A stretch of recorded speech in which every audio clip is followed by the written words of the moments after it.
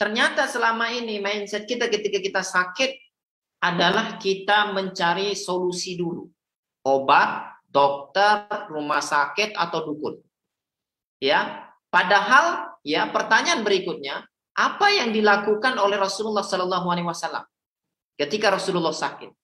Ternyata Rasulullah Sallallahu Alaihi Wasallam kalau sakit, kata Aisyah radhiyallahu anha, ya Aisyah ini adalah istri Rasulullah Sallallahu Alaihi Wasallam yang paling dicintai oleh Rasulullah. Ketika dia sakit, maka yang dilakukan oleh Rasulullah Sallallahu Alaihi Wasallam, kata Aisyah, Rasulullah itu kalau sakit atau melihat ada orang sakit, maka dia akan menyentuh telapak tangannya. Ayo teman-teman, ada telapak tangan nggak semua?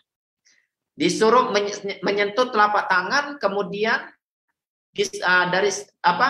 disentuhkan telapak tangannya ke anggota tubuh yang sakit. Ya, jadi Rasulullah ini kebiasaannya seperti itu.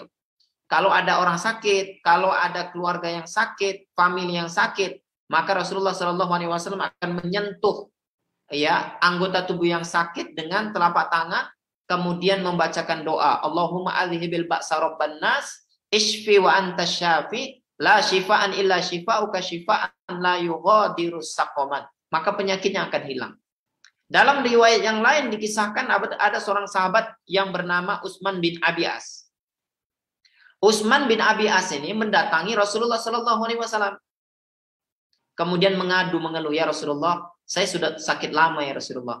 Sudah minum obat nggak sembuh-sembuh ya Rasulullah. Sudah datang ke tabib juga nggak sembuh-sembuh ya Rasulullah. Maka kata Rasulullah Sallallahu Alaihi Wasallam, coba sentuh anggota tubuhmu yang sakit. Maka kemudian sahabat tadi menyentuh anggota tubuhnya yang sakit, kemudian membacakan, ikutin doa saya kata Rasulullah. Doanya adalah Bismillahi Bismillahi Bismillah, a'udzu bi'izzatillahi wa qudratihi min syarri ma ajidu hadir, diulang 7 kali.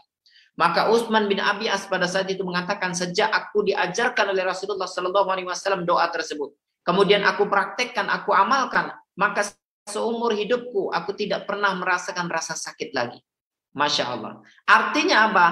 Ternyata ya kita akui atau tidak kita akui bahwa ya hari ini ketika kita sakit, yang pertama kali kita ingat adalah obat, yang pertama kali kita ingat adalah dokter, yang pertama kali kita ingat adalah rumah sakit. Padahal kalau kita mau merujuk bagaimana Rasulullah Sallallahu Alaihi Wasallam ketika Rasulullah sakit, yang pertama kali dilakukan oleh Rasulullah adalah menyentuh anggota tubuhnya yang sakit, kemudian membaca doa.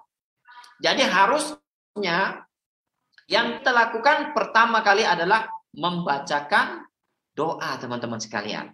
Makanya hari ini kita akan belajar bagaimana cara berdoa untuk mengobati penyakit, untuk menghancurkan segala macam gangguan-gangguan dalam diri kita, insya Allah biidznillah ta'ala. Mudah-mudahan apa yang saya sampaikan nanti bisa difahami dan dipraktekkan. Dan materi yang saya sampaikan hari ini insya Allah boleh di-share. Nanti kita akan bagi PDF-nya kepada teman-teman yang menghadiri, mengikuti. Jadi Anda bisa mengikuti step by step-nya ya, seperti itu. Nah, ketika Anda minum obat, ketika Anda datang ke dokter, kemudian Anda ke hospital, maka dalam Islam tidak ada masalah. Boleh, tidak ada masalah.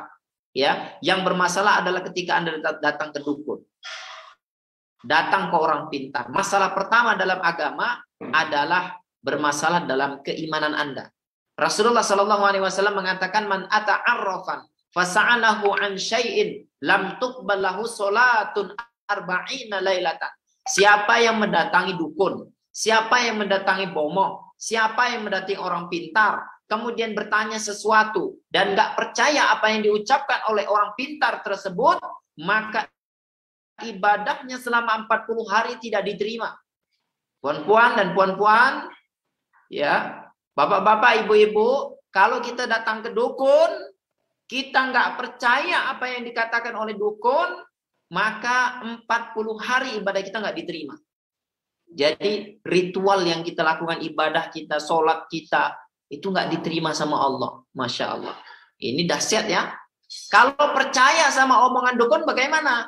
Hadis yang kedua, man atakahinan aw arrafan fasaddaqahu bima yaqul fasaddaqa bima yaqul faqad kafara bima unzila ala Muhammad. Siapa yang mendatangi tukang ramal, orang pintar, bertanya sesuatu dan dia membenarkan apa yang diucapkan oleh dukun, maka dia telah keluar dari agama, telah kufur dari Al-Qur'an yang dibawa oleh Nabi Muhammad SAW.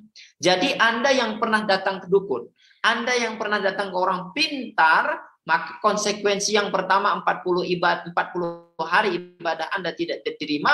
Atau kalau Anda percaya dengan dukun, maka Anda telah keluar dari Islam. Atau Anda kufur dengan Al-Quran yang diturunkan kepada Nabi Muhammad SAW. Ini merupakan konsekuensi yang sangat berat, teman-teman. Makanya dakwah ruqyah syariah ini harus tetap digaungkan, harus tetap disampaikan. Agar apa? Agar banyak umat yang tersadar bahwa selama ini mereka melakukan sebuah kesalahan karena sudah datang ke dukun dan percaya sama dukun. Tapi Bapak Ibu yang dimuliakan oleh Allah, yang jadi masalah bagi kita adalah kita sulit untuk membedakan mana dukun, mana ustadz. Bener nggak nih? Ayo, teman-teman yang suka nonton di video YouTube, adegan-adegan yang suka nangkap pocong lah, kemudian suka laga ilmu dengan dukun itu, yang katanya memberantas dukun santet, ya, yang katanya berantem sama dukun, memberantas dukun supaya dukun tobat. Yang suka nonton seperti itu, hati-hati, itu bukan ustadz, tapi mereka lah dukun yang sebenarnya. Ya, kenapa? Karena mereka mengijazahkan ilmu kebal, mereka mengijazahkan ilmu kebatinan, ilmu laduni lah, ilmu yang dari ilmu Nabi Khidir, yang kemudian bisa kalau dipukul dari jauh, jarak jauh nggak kena, kemudian kalau ditusuk tidak kena.